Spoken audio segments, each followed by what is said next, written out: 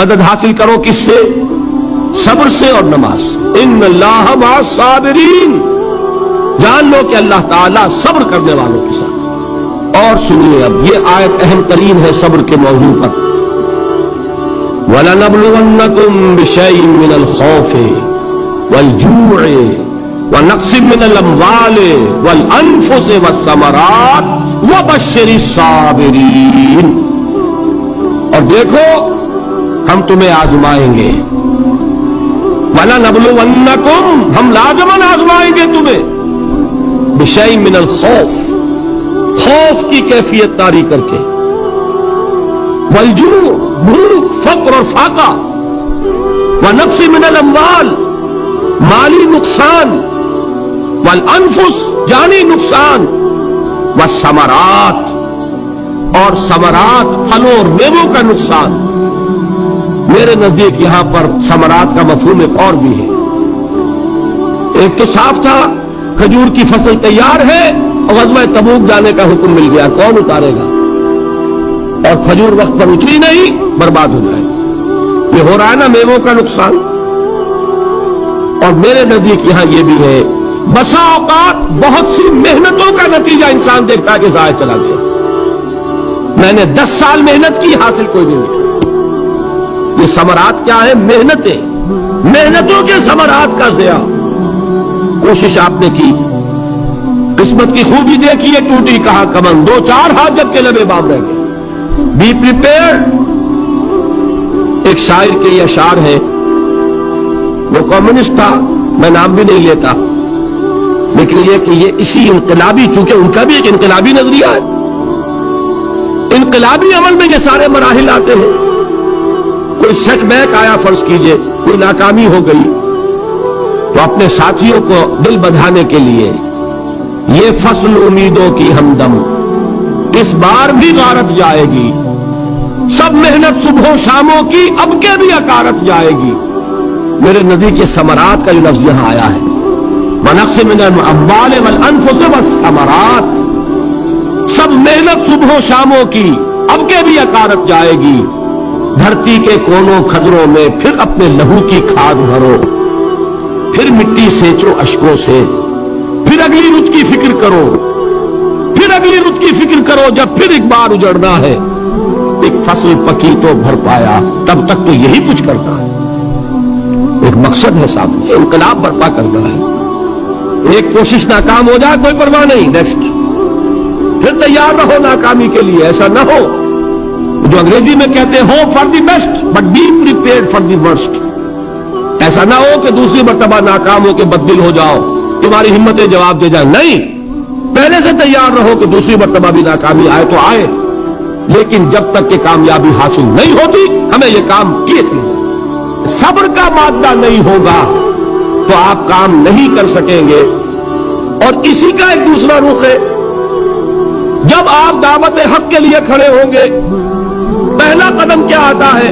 استہزاء، تمسخر، مذاق اڑانا، جس کی میں مثال اب دینا چاہتا ہوں محمد رسول اللہ صلی اللہ علیہ وسلم کی شخصیت سے۔ دیکھیے ہم کیا اور ہماری بساط کیا، ہم کیا مبلغ ہوں گے، کیا داعی ہوں گے، ہمارے اپنے دامن پر داغ ہوتے ہیں، لیکن یہ کہ محمد رسول اللہ کے دامن پر کوئی داغ تھا؟ ان کو تو سارے مکے والے الصادق الامین کہتے تھے، نہایت محبوب شخصیت تھے، ان کے لیے تو جا صادق، جا الامین، یہ الفاظ سننے میں آتے تھے، آنکھوں کا تارا۔ لیکن جب آپ نے دعوت اب شروع کی، اب قرآن مجید میں دیکھیے، کسی نے کہا مجنون ہو گئے، دماغ خراب ہو گیا، پاگل ہو گئے، ابھی شاعر ہے، کچھ شعر توڑ لیتے ہیں، ہم پر بہت جماتے ہیں۔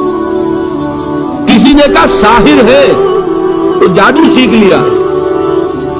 یہاں تک کہ ایسے بدبخت بھی پیدا ہوئے، قرآن میں ہے ساحرون کذاب، سحر کرنے والا جادوگر نہایت جھوٹا۔ یہ الفاظ کہے جا رہے ہیں کس کی شان میں؟ محمد الرسول اللہ صلی اللہ علیہ وسلم۔ قرآن میں نقل کیا گیا، یا ایھا الذی نزل علیہ الذکر انک لمجنون۔ کبھی آپ نے اس کا ترجمہ سوچا؟ اے وہ شخص دیکھیے تصور کیجئے حضور جا رہے ہیں، تشریف لے جا رہے ہیں، کسی دعوت میں ہے، تبلیغ میں، یا ویسے ہی تشریف لے جا رہے ہیں، اور کوئی ایک دم گھٹا ہے لوگوں کا، ادھر سے فقرہ آتا ہے، تیر کی طرح لگتا ہے دل میں جا کر محمد کے صلی اللہ علیہ وسلم۔ اے وہ شخص جس کا یہ خیال ہے کہ اس پر کوئی ذکر نازل ہو رہا ہے، ہمارے خیال میں تو تمہارا دماغ خراب ہو گیا۔ یا ایھا الذی نزل علیہ الذکر انک لمجنون، کہا کہ نہیں کہا؟ اور یہ نہ سمجھیے کہ حضور صلی اللہ علیہ وسلم کے قلب مبارک کو تکلیف نہیں ہوتی تھی۔ میں قرآن سے ثابت کروں گا، میں کہیں کوئی کہانیاں بیان نہیں کرنا چاہتا۔ قرآن نے کہا وَلَقَدْ نَعْلَمُ أَنَّكَ يَضِيقُ صَدْرُكَ بِمَا يَقُولُونَ، اے نبی ہمیں خوب معلوم ہے صلی اللہ علیہ وسلم کہ جو کچھ یہ لوگ کہہ رہے ہیں اس سے آپ کا سینہ بھجتا ہے، یہ جو گھٹن ہوتی ہے، صدمہ ہوتا ہے۔ انکا یضیق صدرک بما یقولون، ہمیں خوب معلوم ہے کہ جو کچھ یہ باتیں آپ کو سننی پڑ رہی ہیں، یہ کڑوی کسیلی باتیں، یہ جو فقرے چست ہو رہے ہیں، استہزاء ہو رہا ہے، تمسخر ہو رہا ہے۔ سورہ ہجر میں ہے، ایک جگہ کھڑے ہوئے لوگ قرآن کا مذاق اڑا رہے ہیں، بھائی فلاں آیت تم لے جانا، فلاں آیت میری ہوگی، اس کے ٹکڑے کر رہے ہیں، اس کے ٹکڑے حصے بکھرے کر کے قیمہ بنا کر ان آیات کا تمسخر اڑا رہے ہیں۔ ایک جگہ قرآن مجید میں مذکور ہے کہ فرشتوں کا مذاق اڑ رہا ہے، بھائی یہ دیکھو محمد نے کہا ہے صلی اللہ علیہ وسلم کہ جہنم پر تو کل 19 فرشتے ہیں، علیہا 19 قرآن میں آیت نازل ہوئی۔ ایک پہلوان کہتا بھائی 10 کو تو میں سنبھال لوں گا، باقی 9 کا تم انتظار کر دو۔ یہ باتیں آ رہی ہیں حضور کے کانوں، کلام الہی کے ساتھ کیا سلوک ہو رہا ہے، مجھ پر کیا فقرے چست کیے جا رہے ہیں، مجھ پر جس طریقے سے استہزاء اور تمسخر کا رویہ اختیار کیا گیا ہے، دل بھج رہا ہے، دل میں صدمہ ہے۔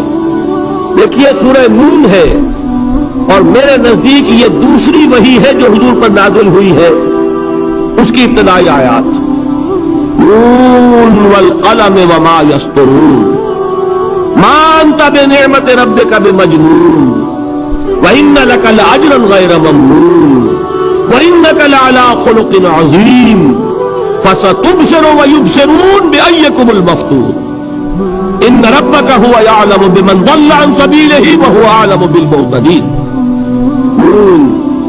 قسم ہے قلم کی اور جو کچھ یہ لکھتے ہیں، اے نبی آپ اپنے رب کی نعمت سے مجنون نہیں ہیں۔ یہ کیوں کہا جا رہا ہے؟ حضور کو جو صدمہ پہنچا ہے وہی نازل ہوئی ہے دل جوئی کے لیے، تسلی کے لیے۔ آپ کیوں برا منا رہے ہیں؟ اے نبی آپ کیوں صدمہ اور رنج اور اندوہ محسوس کر رہے ہیں؟ ان بدبختوں کے کہنے سے کوئی آپ مجنون ہو جائیں گے؟ مانتا بے نعمت رب کا بھی مجنون وَإِنَّ لَكَ لَأَجْرًا غَيْرَ مَمْنُونٍ، آپ کو جو یہ صبر کرنا پڑ رہا ہے، آپ کو جو یہ جھیلنا پڑ رہا ہے، اس کی وجہ سے آپ کو وہ اجر ملے گا جس کا سلسلہ کبھی منقطع نہیں ہوگا۔ وَإِنَّكَ لَعَلَىٰ خُلُقٍ عَظِيمٍ، اور اے نبی آپ تو خلق عظیم کے حامل ہیں۔ آپ کا اخلاق، آپ کا کردار، آپ کی سیرت، آپ کی شخصیت میں طہارت، نفاست، پاکیزگی، آج تک دنیا میں کوئی پاگل، کوئی مجنون ایسا بھی دیکھا؟ یہ ساری باتیں اللہ تعالیٰ حضور کی دلجوئی کے لیے فرما رہے ہیں۔ اس سے آپ اندازہ کیجئے کہ کتنا صدمہ ہوتا ہوگا۔ یہی ہے، اس ساری چیز کو جمع کیجئے تو یہ چیز کیا ہے؟ وَاصْبِرْ عَلَىٰ مَا يَقُولُونَ وَاهْجُرْهُمْ هَجْرًا جَمِيلًا، صبر کرو اے نبی، صبر کرو اے محمد صلی اللہ علیہ وسلم، جھیلو اور برداشت کرو اس پر جو یہ کہہ رہے ہیں۔ اچھی طرح نوٹ کیجئے یہ بات، ذرا سیرت ہی کا سمجھ لیجئے، آج ایک بیان ہو جائے گا۔ یوں سمجھیے جب حضور نے یہ کہا کہ مجھ پر وحی نازل ہوئی، فرشتے سے ملاقات ہوئی، تو اب وہ چہمے گوئیاں شروع ہو گئی، معلوم ہوتا دماغ خراب ہو گیا۔ دیکھیے ہم نہیں کہتے تھے یہ جا کے غار حرا میں بیٹھتے ہیں، کئی کے دن رہتے ہیں، بھوکے رہتے ہیں، وہ خشکی چڑھ گئی نا آگے۔ یہ جس طرح کی باتیں دنیا میں آج ہوتی ہے اسی طریقہ کی باتیں ہوتی ہیں۔ عتبہ ابن ربیعہ ایک مرتبہ آتا ہے، کیونکہ قریش کے بڑے لوگوں میں سے تھا، تو قریب آ کر بڑی اپنائیت کے ساتھ، بڑی شفقت کے ساتھ، بڑے بزرگانہ انداز میں کہتا ہے بھتیجے، حضور سے، بھتیجے اگر واقعی کسی بدروح کا سایہ ہو گیا ہے تم پر، وہ آسیب آ گیا ہے تو مجھے بتا دو، میرے بہت سے عاملوں سے تعلقات ہیں، میں کسی کو بلا کر یہ تمہاری بدروح دور کر دوں گا۔ اب آپ سوچئے کیا بیتی ہوگی حضور کے دل پر۔ یہ وہ کیفیات ہیں، اور یہ نوٹ کر لیجئے 4 برس تک یہی شکل رہی ہے۔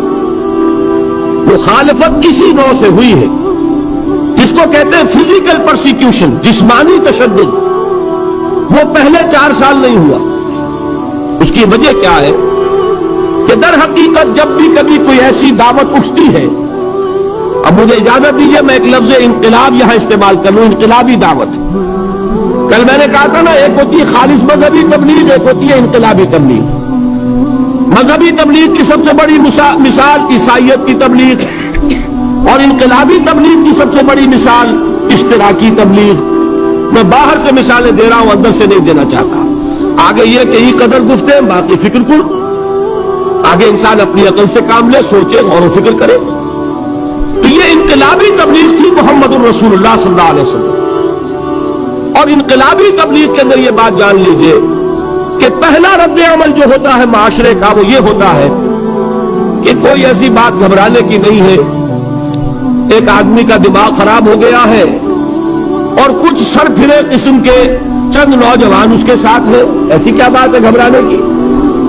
مشت خاک ہے، بس ان کو چٹکیوں میں اڑاؤ، جو چٹکیوں میں اڑانا کہلاتا ہے نا، اسی کو قرآن مجید میں ایک اور جگہ کہا گیا ہے، یریدون لیطفئوا نور اللہ بافواہہم، یہ چاہتے ہیں کہ اللہ کے نور کو اپنے منہ سے بجھا دیں، پھونکے مار کے ہی بس۔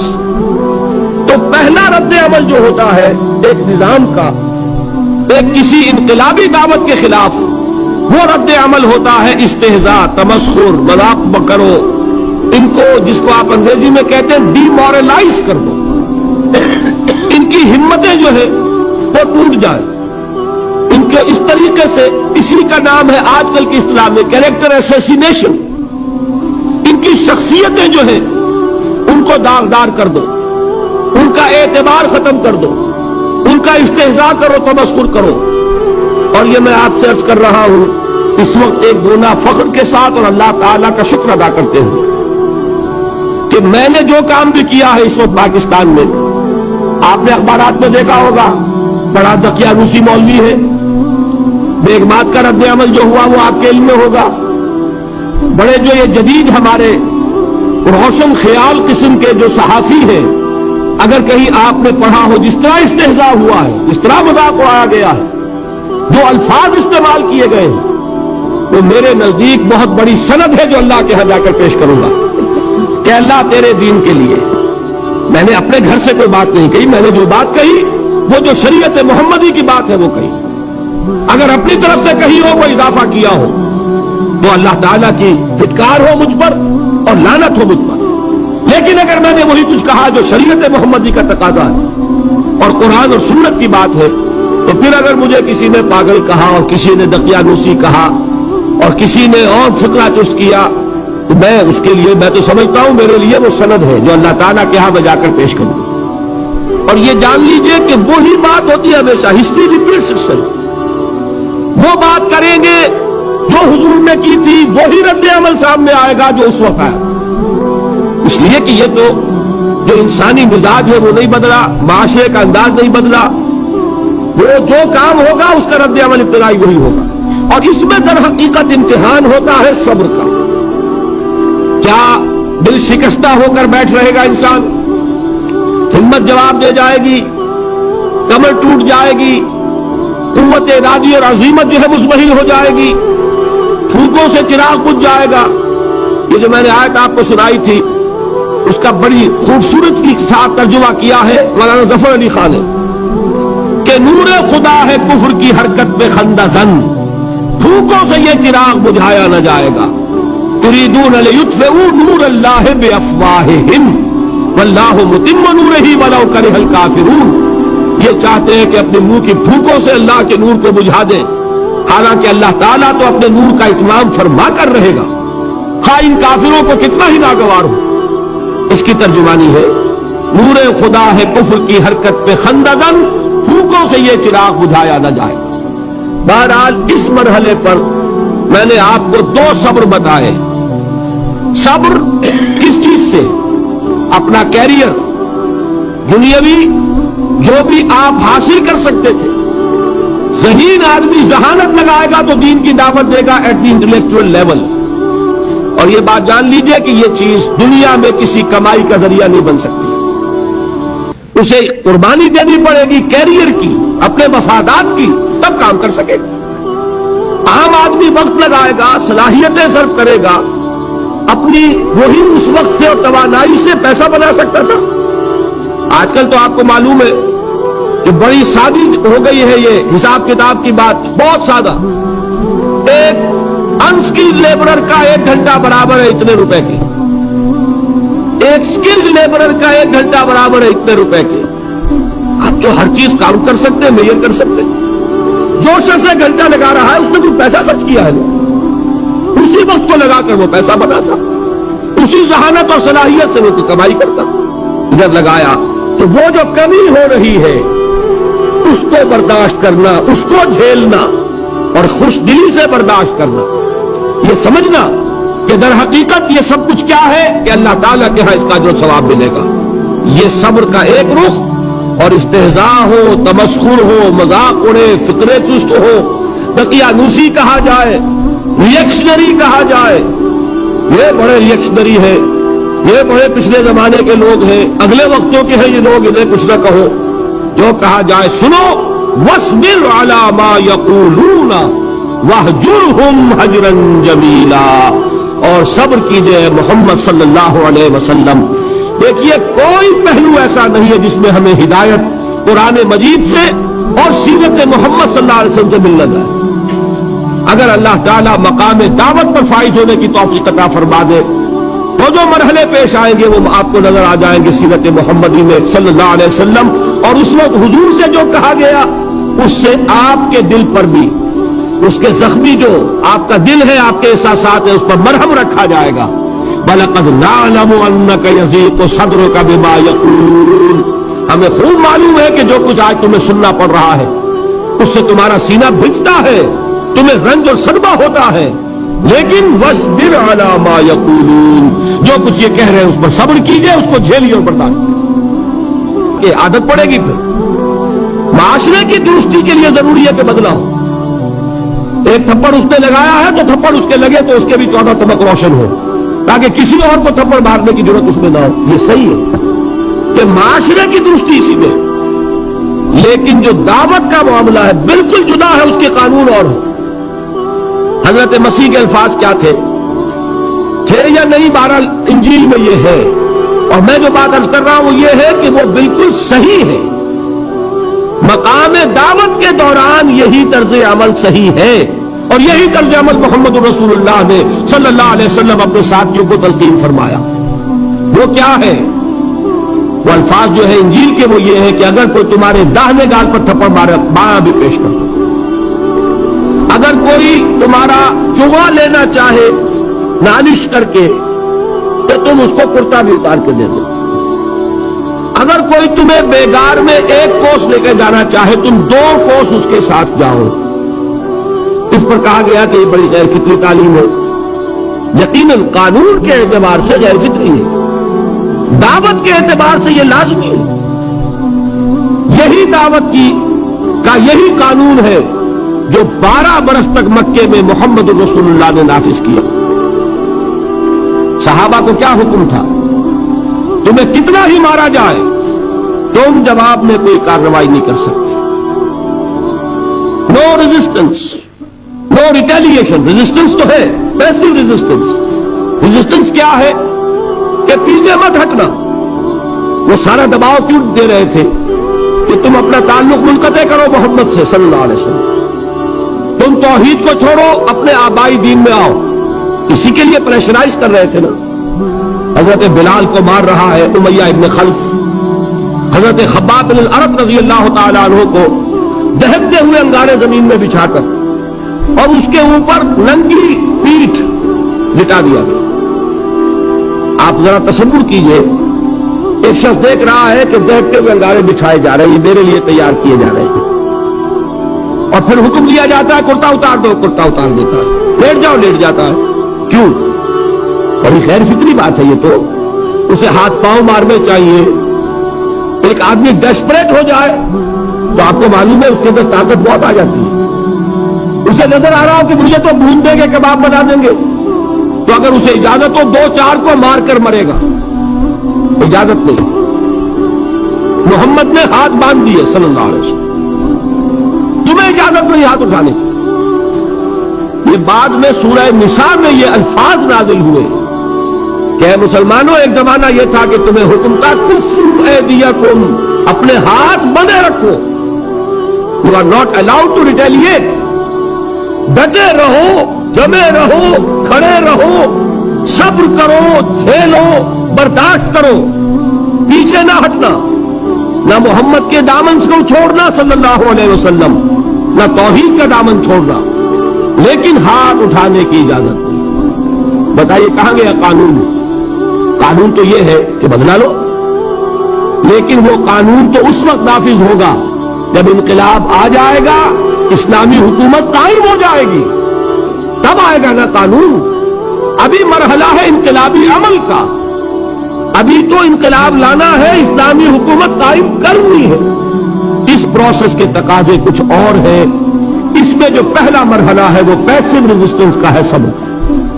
یہی وجہ ہے، دیکھیے مکی صورتوں میں خود نبی اکرم صلی اللہ علیہ وسلم کو اتنے مختلف پیرایوں میں صبر کا حکم دیا گیا۔ کچھ مثالیں میں دے چکا ہوں، وَلِرَبِّكَ فَاصْبِرْ، اسی طریقے سے وَاصْبِرْ كَمَا صَبَرَ أُولُو الْعَزْمِ مِنَ الرُّسُلِ، اے نبی صبر کیجئے جیسے کہ صبر کیا ہمارے اولو العزم رسولوں نے۔ وَاصْبِرْ وَمَا صَبْرُكَ إِلَّا بِاللَّهِ، اے نبی صبر کیجئے، اور آپ کا صبر تو اللہ ہی کے سہارے ہے۔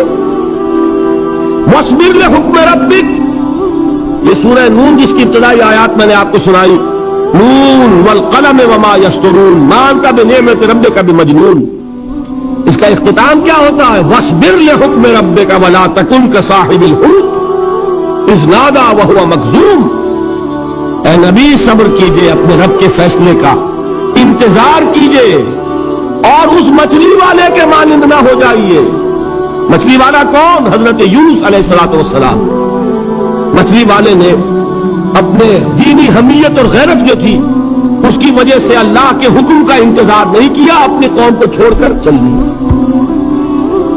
نبی کا، رسول کا یہ معاملہ ہوتا ہے، جیسے کہ آپ کو معلوم ہے کوئی افسر ہے کسی حکومت کا، وہ اپنی پلیس آف ڈیوٹی کو نہیں چھوڑ سکتا، he must stick to his place of duty۔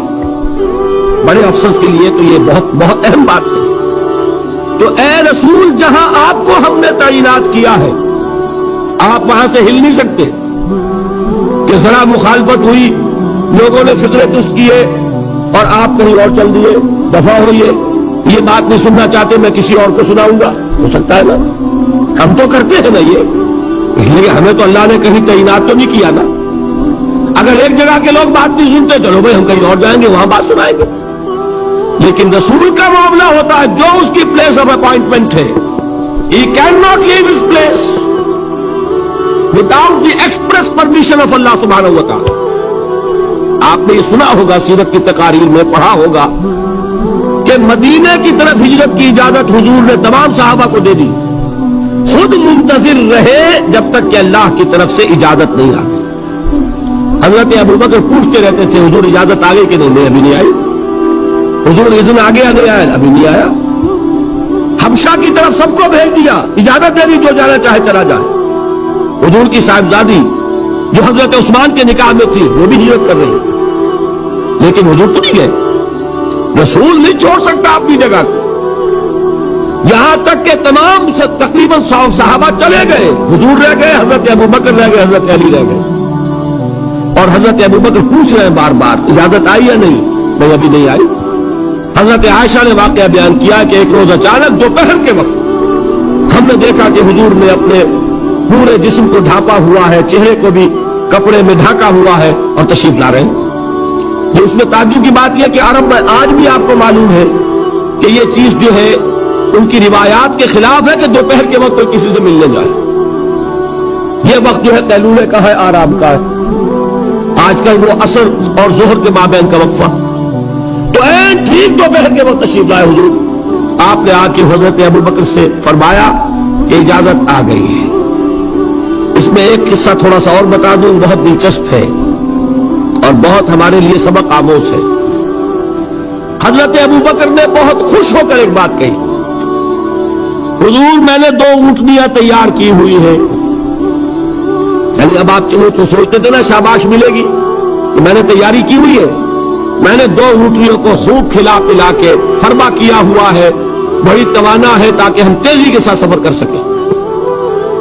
حضور نے توقف کیا, فرمایا ہاں ٹھیک ہے, 1 اونٹنی میں استعمال کروں گا لیکن میں اس کی قیمت ادا کروں گا.